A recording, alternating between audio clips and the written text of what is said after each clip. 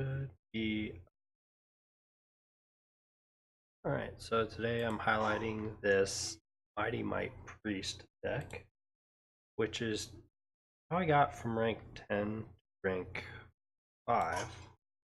So first let's go through the actual contents of the deck itself and see kind of how it's constructed and what its primary focus is. It plays very similar to the Murloc Paladin deck. So essentially you're using the Tidecaller and Oracles to pretty much play a curve along with the Cleric. That's our 1 mana. If we can get that Tidecaller to live, we power it up with Tide Hunter, summoning 2 Murlocs on turn 2, or a Rockbull Hunter. Either way, you get 3 attack out of it. Or we can just give it more defense in general with the Shadow Ascendant. Turn 3 curves are more Nightmares, Amalgam, Murloc Ward Leader, and Cold Light Seer, which are geared towards having either big body Murloc or a couple of power-ups for attack and health, which are great. And then of course the turn 4 Gentle Megasaur to hopefully win Fury into the 3 attack and get a significant chunk on our opponent. We also threw in the Tortolan Shellraiser to help kind of protect our weak Murlocs. And then when it dies, it gives something else 1/1. So it seems like a great protection unit. Before I was using Tar Creepers, and it just kind of took away from our early curve because you would want to protect them, whereas you really want to protect them on turn 4 if you don't have, say, a Megasaur or something. Leroy Jenkins adds to the hyper aggressive nature of the deck to hopefully be a finisher. And then if they are able to take care of our Murlocs, then we go ahead and use Spiteful Summoner to either pull an 8 minion or a 10 minion to the board just for more tempo. And then because our hand is going to be very empty, if they happen to just have an answer for everything, we can Deathwing kind of last shot, clear the board, get rid of maybe 1 card, and just kind of reset and go from there and just have a 12/12 body on the board. So I'm going to go ahead and play a game with this one, and we'll see how it works.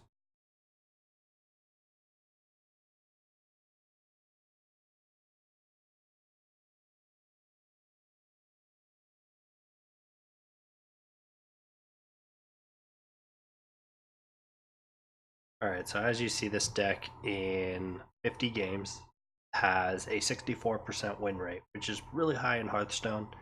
And I'm sure a couple of those games I could have played a little bit better and probably gotten this a little bit higher than where it currently sits.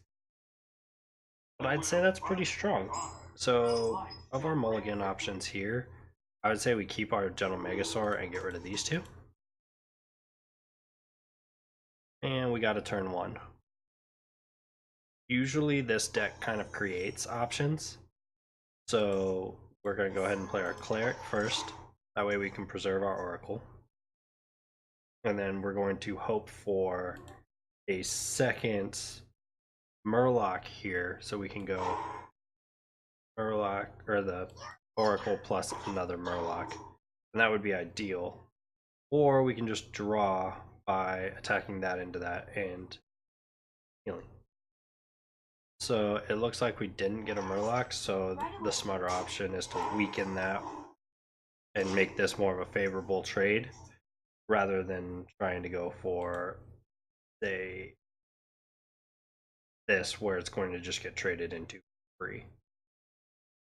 Alright, so now we can make it a 2/2. He's going to trade both of these off, and that's okay. It's not amazing, as he says he stake, but I mean, it is what it is. I don't know very many paladins that are actually running Murloc Paladin these days. Anyways, most of them are running that other list. So I'm just gonna go ahead and play our big thing, kill off his 3/3 to make them a little bit weaker, and just heal up. So now he's going to trade those in.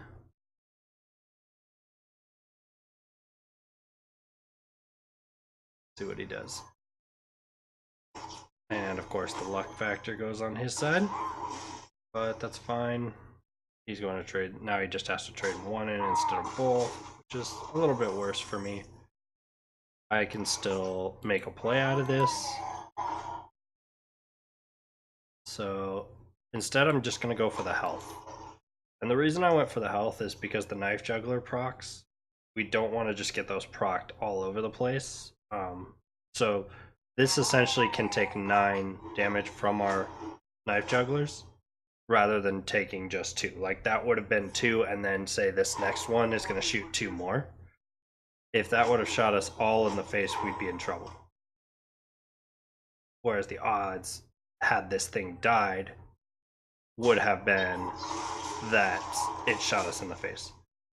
So now this is where we get that Spiteful Summoner play going. I think we might already be dead, but we'll see. He just kind of got us with Murloc Paladin.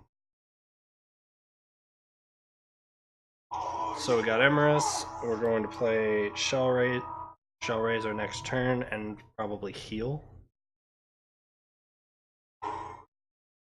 We'll see what he decides to do though. So it looks like he's just going face with everything. Yeah, I assumed that he had some sort of cheese play going. It happens. So that lowers our win rate just a bit.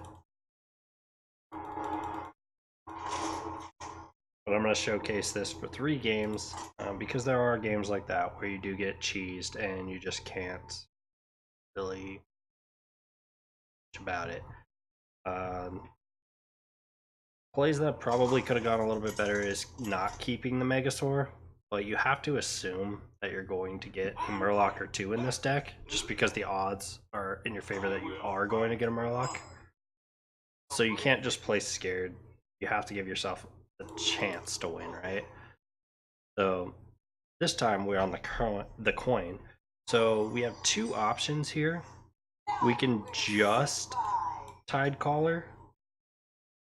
If he doesn't play anything, we might just Tidecaller and then Cold Seer to give it more health. If he does play a card, then I think we have to Tidecaller to coin to Oracle just to keep tempo. But we'll see. What I've learned is you never want to preemptively do anything. So yeah, here we're able to go for just a Tidecaller, I believe. He might give it 3 attack, in which case it was kind of a failed mission anyways. And that'll be 2 cheese games in a row, but we'll see. I assume he's just going to trade into that though. Which means when we give this extra health here in a second, we can actually get rid of that buff. It's still going to get traded into, but that's fine because essentially we're going to get a 3/3 on the board and we're going to take the board back. Not saying that this game's in our control at the moment, but it's not out of our control either, which is all you can really ask for against these kind of decks. So that's actually a very good draw. We're just going to trade into this and try to get this off the board before he just gets a lot of spells.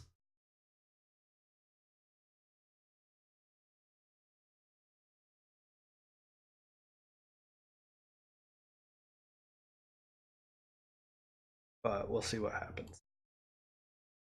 Personally, I think the play is going to be to get our Grimscale out. Okay. So that'll still work.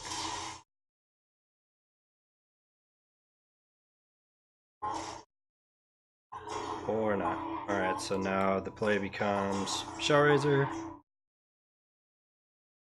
Trade into one of those. I'm going to trade in again and heal it.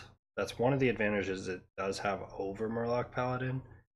I was beating a lot of Murloc Paladins last season, but the way that you beat the Murloc Paladin is to actually tech in a Hungry Crab. So since there's just so little Murloc Paladins now, it's not really worth doing the tech. If that makes sense.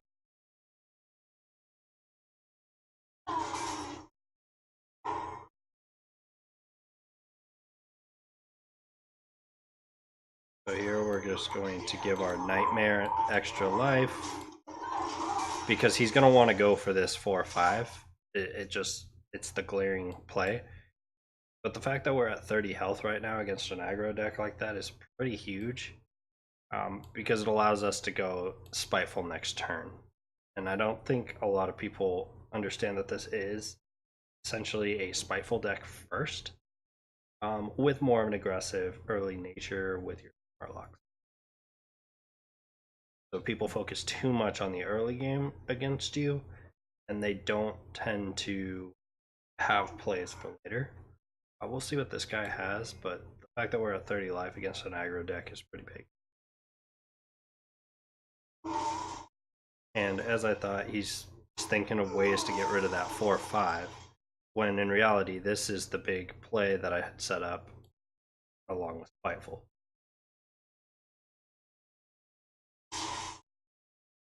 So now he's got an overload. I assume he's got a Hex or something.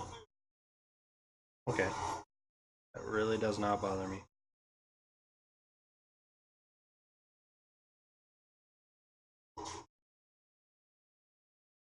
So he just used a major CC against this deck on something that was pretty insignificant when the Spiteful was coming the next turn. Unfortunately, that is going to pull our Gentle Megasaur. That wasn't the best 8-drop, but at least it does get a 5/4 on the board.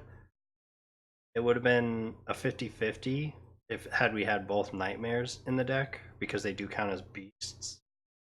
So that would have been a 50-50.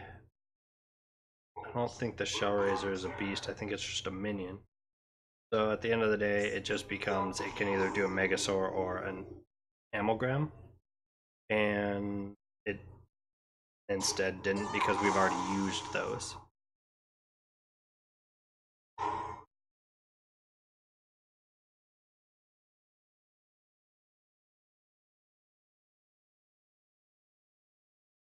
So now we've got both of our things. I'm just going to trade in here and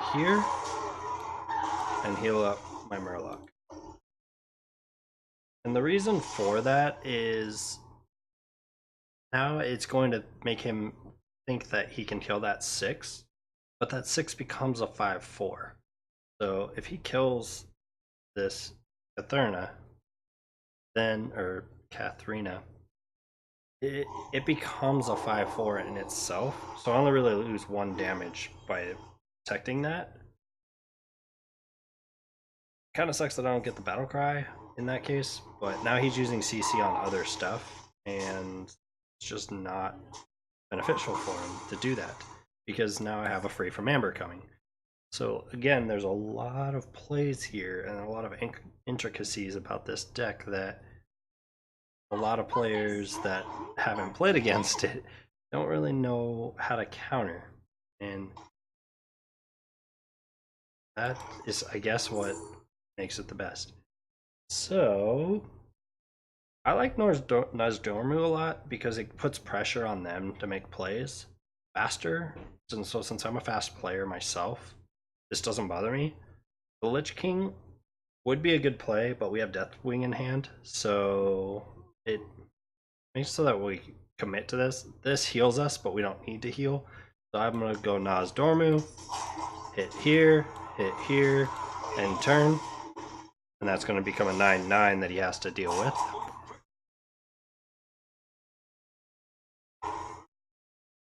Again, as you see, the pressure is put on him, whereas without that on the board, he gets plenty of time to think about his plays. He makes two, what I would consider